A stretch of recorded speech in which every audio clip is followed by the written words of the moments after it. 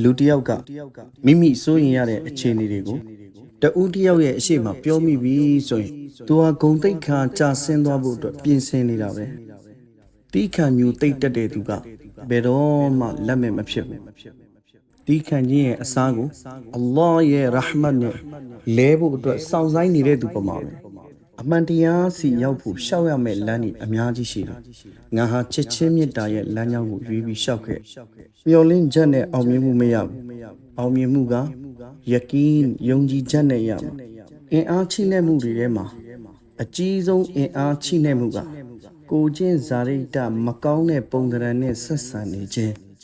တကယ်တော့မင်းဟာအရာအားလုံးရဲ့တန်ဖိုးကိုသိတယ်ဒါပေမဲ့ကိုယ့်ရဲ့တန်ဖိုးကိုမသိဘူးဆိုရင်မင်းထပ်ပိုးပြီးတော့အတိတရားမရှိတဲ့သူနောက်မရှိဘူးအကယ်၍သင်ဟာ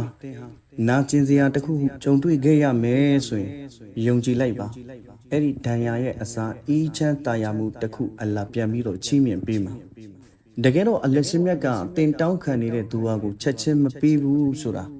တင်နဲ့အလ္လာဟ်ပို့ပြီးတော့နီးတဲ့နီးဖို့အတွက်ဒုက္ခဆိုတာဒီလိုမှန်တစ်ချက်ပဲဒုက္ခဆိုတာဒီလိုမှန်တစ်ချက်ပဲ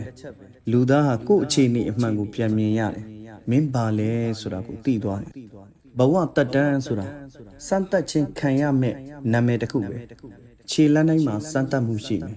ဆောဂါတီးခံမျိုးသိမှုရဲ့စမ်းသပ်မှုရဲ့ရှုကုရ်ကျေးဇူးတရားတိတက်ခြင်းရဲ့စမ်းသပ်မှုရဲ့သင်ဟာလူတွေကိုကူညီနေလိုက်ပါအလ္လာဟ်ကလူတွေကိုခစ်မတ်လုပ်တဲ့သူကိုအရှုံးဆိုတဲ့ရလဒ်ဘယ်တော့မှမပေးဘူးလူတွေရဲ့အမားတွေကိုခွင့်လွှတ်နိုင်တယ်ဆိုတာသဘောထားကြီးခြင်းရဲ့ပြရုပ်ပဲသဘောထားကြီးမှုဆိုတာမြင့်မြတ်တဲ့သူတွေမှာပဲရှိတဲ့အရာတစ်ခုပဲကျွန်ုပ်ရဲ့အကောင်းဆုံးအချိန်တွေဟာလောကကြီးကိုပြောပြတယ်ကျွန်တော်ဟာဘလူပုဂ္ဂိုလ်လေလို့ကျွန်ုပ်ရဲ့မကောင်းတဲ့အချိန်တွေကကျွန်ုပ်ကိုလာပြောပြတယ်